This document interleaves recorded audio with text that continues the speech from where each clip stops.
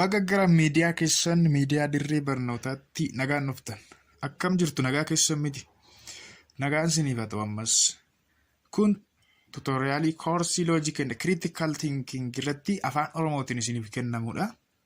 Egaa tuutoriyaalii keenyaan wajjin ilaallu waa'ee faalaasiiti jechuudha.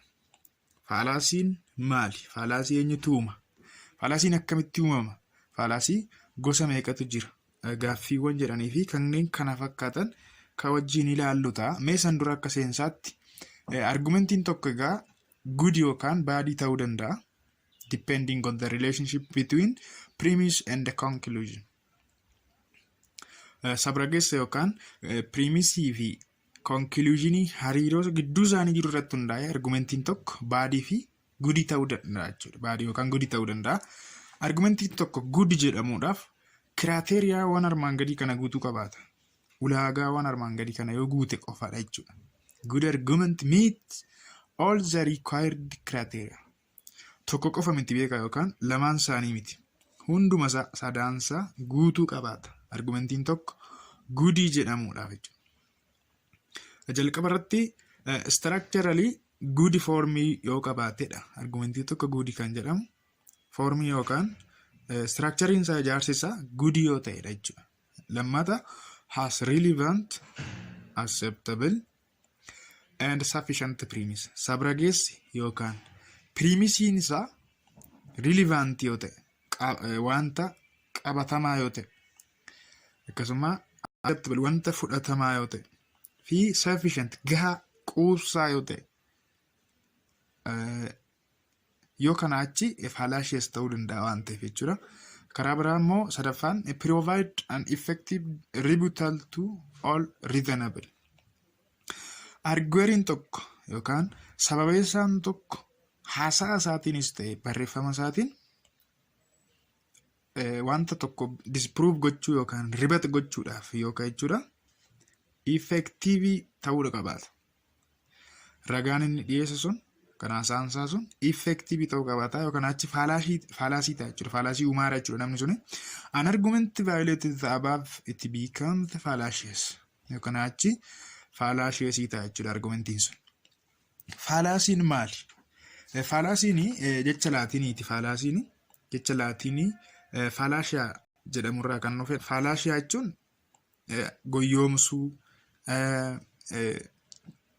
attaallalu, delude, deceive, cheat jechuudha. Jecha laatiinii fallacia jechuun akkas jechuudha.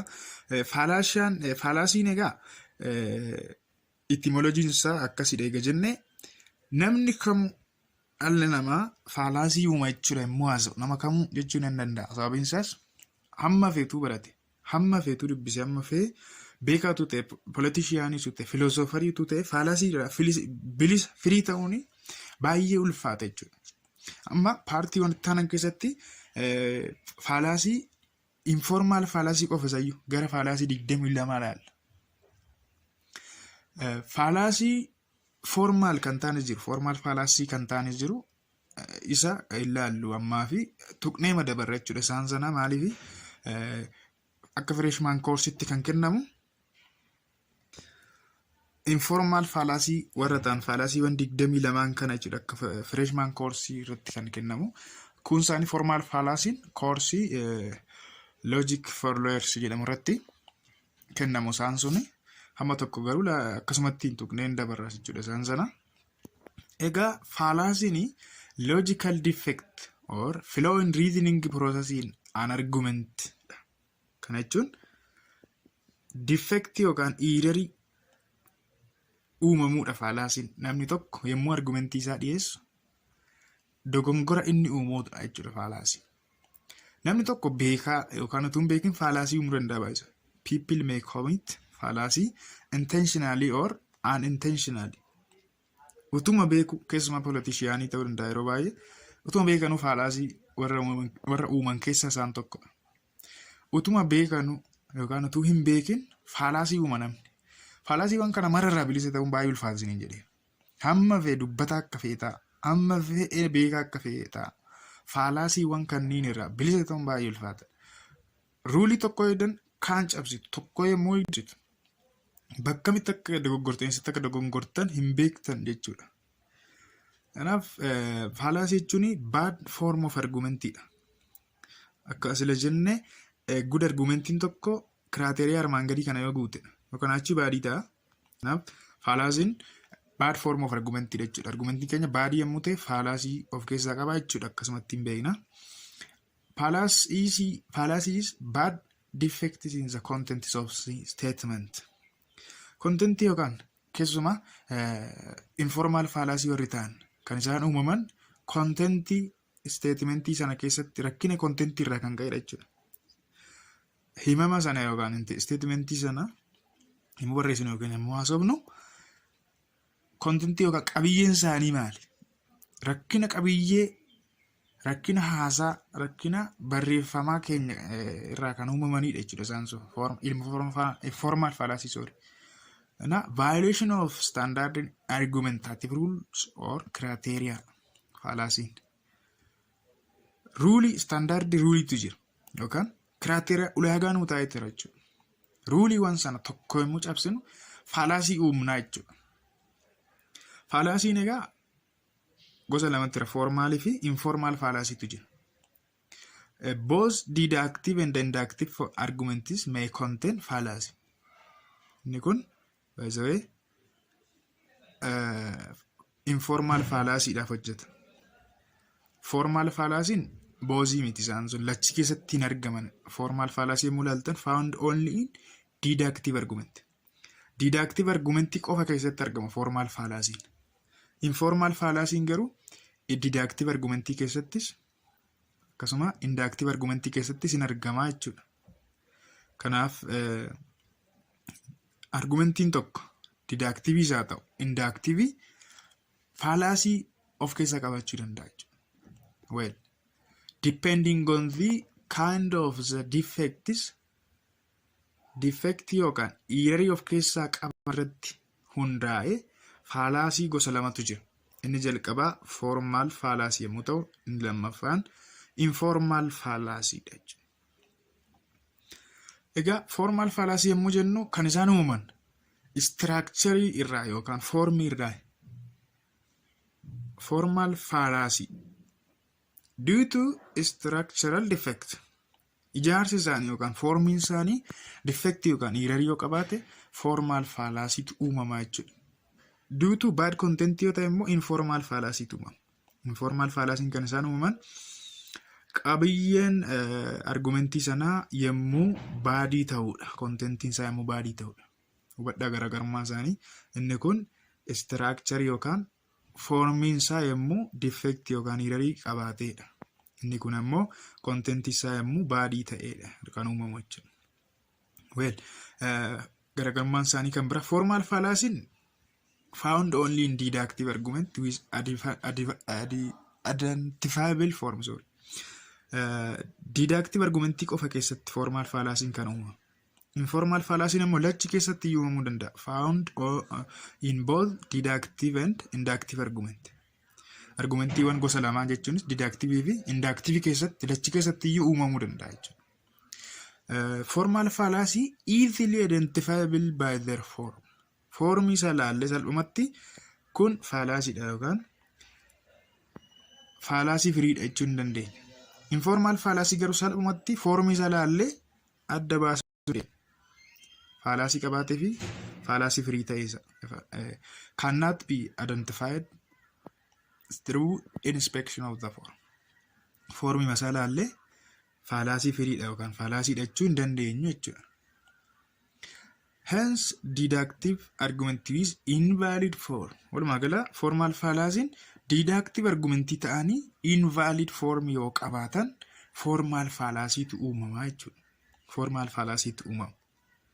Zawee formal fallacy jalatti nuti koorsii logic for learners jedhamu jalatti waa'ee formal fallacy baranneerra fudhanneerra jechuudha.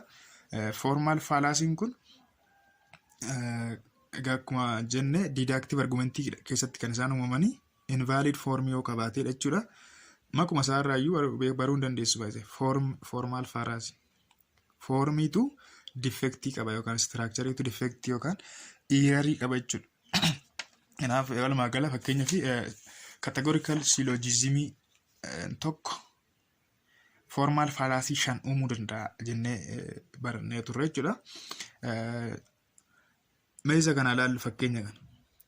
Example: all tigers are animals. All mammals are animals. Therefore, all tigers are mammals. Argitanii premisii jalqabaa keessatti kan dhiyaate all tigers are animals. Premisii lammaffaa keessatti all mammals are animals. Akka conclusionitti ammoo therefore jedhee ka'e all tigers are mammals. Kun immoo faalaasii of keessaa qaba. Foormii masaalaallee faalaasiidha yookaan faalaasii firiidha jechuudha. Formal faalaasii utuu beekumsa isaa qabaanne jechuudha. Kun amma undistributed middle faalaasii jedhamu uumeera inni kun. Isiniif haaraa ta'uu danda'a. Formal faalaasii yoo barbaadan qo'achuu hin dandeessu yookaan immoo qorumsa irratti hin bahote irra darbuu hin dandeessu sana. Waa'ee formal faalaasii jechuudha. Undistributed middle faalaasii jedhamutu jira. Utuu fakkeenyaaf isa kana sirreessuu barbaanne maal goona jettu kan akkuma kanatti dhiibneetu all animals are mammals isheen kana wal jala geeddarra ishee kanatu wal jala geeddartanii faalaasii firii ta'uu danda'a argumentiin kun. Jechuunis all tigers are animals, all animals are mammals, therefore all tigers are mammals tu jenne faalaasii firii ta'a. Garuu undistributed middle faalaasii uumeera inni kun jechuudha. Foormii masaalaallee deebisna gaa. Akkuma kana hin jiru faalaasiiwwan biraas. Fakkeenyaaf illicit major or illicit minor faalaasii kan jedhamu jira. Existential faalaasii kan jedhamu jira. Exclusive premise faalaasii kan jedhamu jira. Drawing an affirmative conclusion from negative premise or drawing affirmative premise from negative conclusion kan jedhamu faalaasiiwwan gosa 5 achi jala hin jiru. Akkasuma faalaasiin biraas faalaasiin 6 hin jiru. Formal faalaasii jala jechuudha. Fakkeenyaaf faalaasii of illicit contraposition kan jedhamu jira. Faalaasii of illicit conversion kan jedhamu jira. Illicit contrary kan jedhamu jira. Illicit sub-contrary kan jedhamu jira. Illicit subalternation kan jedhamu jira. Illicit existential fallacy kan jira. Fallacy akka 11 kan ta'an jechuudha. Isaa olis ta'uu danda'a. Fallacy amma 11 lakkoofsaan 11 fi isaa ol ta'an hin jiru jechuudha formal fallacy keessa. Well, amma gaa xiyyeeffannoon keenya waa'ee informal fallacyiti. Kutaawwan itti keessattis bal'inaan kan wajjin ilaalu waa'ee informal fallacyiti. Waa'ee informal fallacy kana sirriitti beektanii jennaan loojikii naamana faayinaaliin keessa baay'inaan kan inni of keessatti qabatu parsantii 50-70 informal fallacy waan ta'eef loojikii carraa A plus B plus fiduu qabdu jechuudha. Isinitti immoo A fiddu A plus wajjin. Kanaaf waa'ee informal fallacy sirriitti beekuu qabaattu faayinaalii keessaniif jechuudha. Baay'inaan as keessaa ba'a waan ta'eef. Informal fallacy nega kan inni uumamu due to bad content dha jenneerra.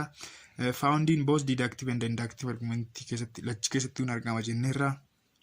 Cannot be identified through inspection of the form. Formi masaalaallee akka formal fallacy jechuudha. Kun fallacy dha. Kun immoo fallacy free jechuun hin dandeenye jechuudha. Maal gochuu qabna gaa? Identifiable through detailed analysis of content. Content yookaan qabiyyee argumentii sana detail ilaaluu qabna gadi fageessine jechuudha. Detail gadi fageessine yoo hin xiinxaliin yookaan analyze yoo hin godhin adda baasuun baay'ee ulfaata. Shawwadamna jechuudha. Fallacy jechuun shawwaduu jechuudha miti goyoomsu cheat gochuu hatu. Naaf hin shawwadamna yoo content isaa gadi fageessine detail yoo hin xiinxalin. Mi fakkeenyaaf fallacy kana ilaala. Fallacy dhaan arbaan gadii kun. Fuula irratti ilaalla presumption.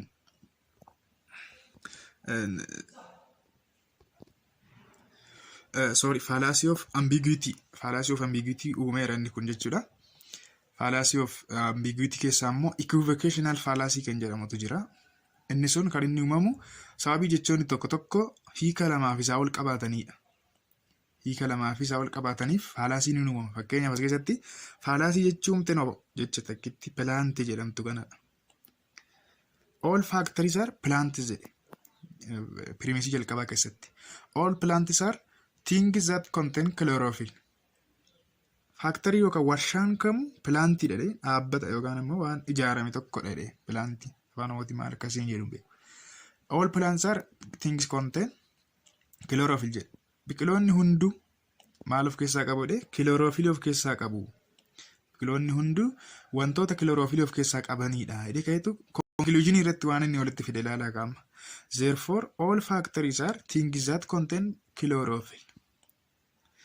Warshaan hunduu chlorophyll of keessaa qaba jedheetu conclude godhe jechuudha. Goolabe guduunfe. Kun egaa defektiin isaa keessatti uumamettan jecha pilaantii jedhamtu kanatu defektii uume. Pilaantiin hiika lama qabdi ammas keessatti. Tokko biqiltuu jedhamuudhaaf fayyadame as keessatti. Lama immoo warshaa jechuudhaaf fayyadame jechuudha. Equivocational fallacy jedhamti. Ishee gara dhumaa irratti ilaalla paartii waan itti aanan keessatti. Well, egaa informal fallacy bakka 5 gurguddaatti qoonna. Informal fallacy bakka 5 gurguddaatti qoonna. Tokko tokkoon ilaalla jechuudha paartii waan itti aanan keessatti. Inni jalqabaa fallacies of relevance kan jedhaman fallacy baay'inaan 8 ta'antu jira. Fallacy of irrelevancy hunduma isaanii wanti tokko taasisu maalidha jettan have logically irrelevant but psychologically relevant premise to conclusion. Akkanumatti baddaarra yommuu ilaaltan relevant isinitti fakkaachuu danda'a. Psychologically relevant jechuudha. Jechuunis baddaarri isaanii relevantidha.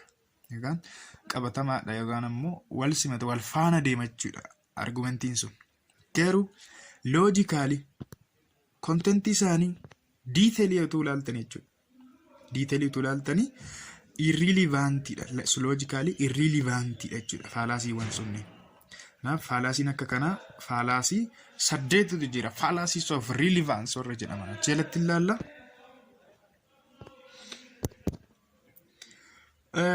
Fallacyin inni lammaffaa fallacy of weak induction.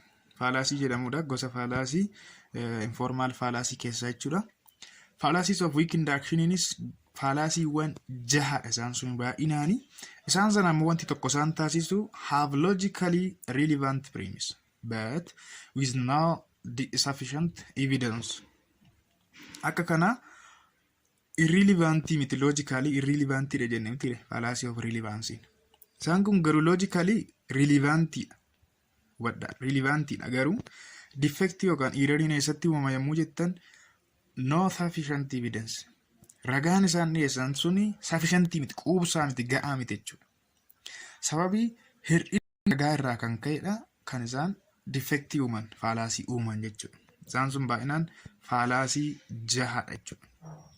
Fallacy 14 ta'eera miti olii gala. Fallacy informal fallacy inni sadaffaan fallacy of presumptionidha. Fallacy of presumption is fallacyiwwan 4 kan of jalatti qabatudha.